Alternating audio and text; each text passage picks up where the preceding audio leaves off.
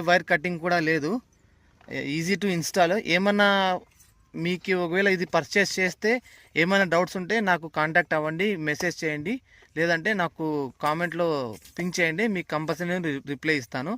అంతేనండి. చూస్తారు కదా, ఇదేనండి ప్లగ్ అండ్ ప్లే అనమాట. ఎక్కడ కూడా వైర్ కటింగ్ అనేదే లేదు.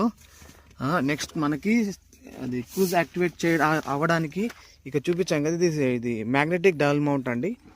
దీన్ని తీసి స్టీరింగ్ పైన కనెక్ట్ చేసుకోవడం అంతే. ఇక్కడ చూసారు కదా, ఈ విధంగా కనెక్ట్ చేసుకోవడము అంతేనండి.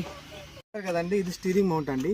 ఇదే విధంగా బెల్ట్ కూడా వస్తుంది అనమాట, స్టీరింగ్కి కనెక్ట్ చేసుకోవడం. అది బాగుందని చెప్పి నేను ఇదే మ్యాగ్నెటిక్ స్టీరింగ్ మౌంట్ కనెక్ట్ తీసుకున్నాను అనమాట. చూసారు కదా ఇన్స్టాలేషన్ ప్రాసెస్ మొత్తం. నెక్స్ట్ వ్లాగ్లో మీకు ఎలా ఉంటుంది, ఏం కథ, క్రూజ్ ఎలా యాక్టివేట్ అవుతుంది, ఎలా డ్రైవ్ చేయాలా, మొత్తం డీటెయిల్స్ అన్ని చూపిస్తాను. అంతేనండి ఈ బ్లాగ్కి.